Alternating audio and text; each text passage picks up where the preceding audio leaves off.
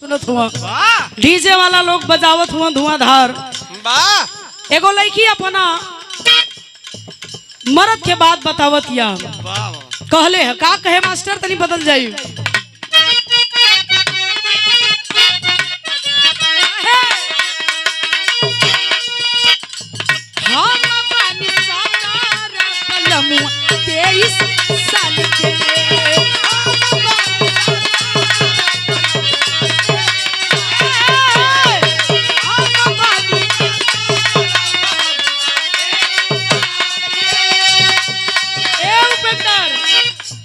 तनी यार ताका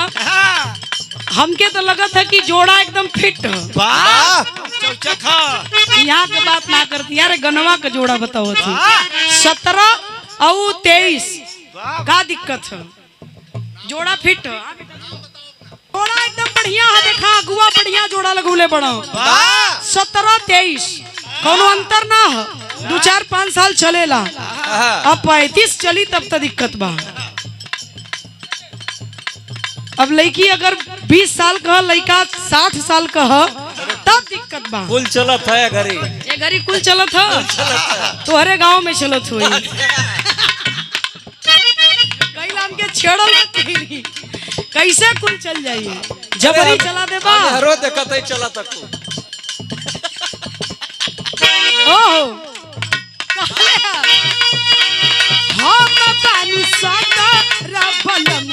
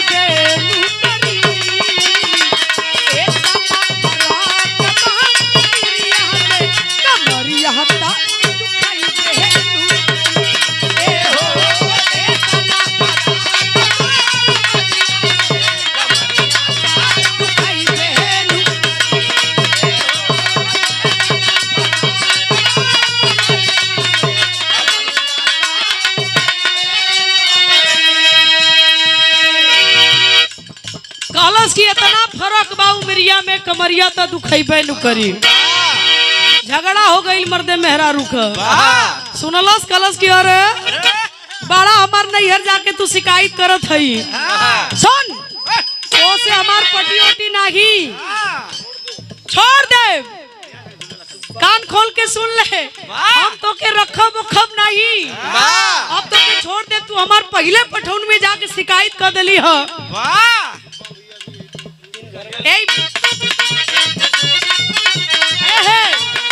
नौबत कोर्ट कचहरी गया गई है उपेंद्र भैया वकील साहब सुन ला नौबत कोर्ट कचहरी गया गई मरला कलश की न रखब का कहले हो रोज कोर्ट के सपोर्ट नहीं चाहिए पिया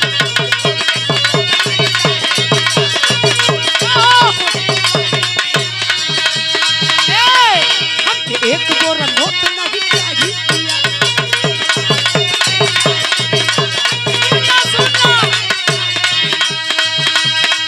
रोज कोर्ट के सपोर्ट नहीं चाहिए पिया एक गोरा नोट नहीं चाहिए पिया इज्जत तरह त आंखों से ढाकिला और ढाकिला और ढाकिला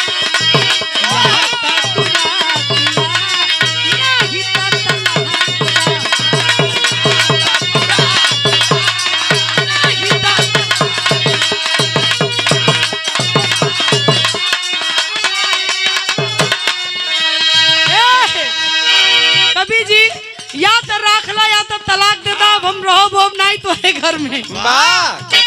पैसा मिलला भैया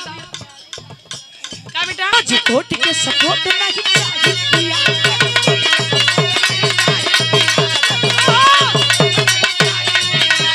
हमके एक बोरा नोट नहीं चाहिए पिया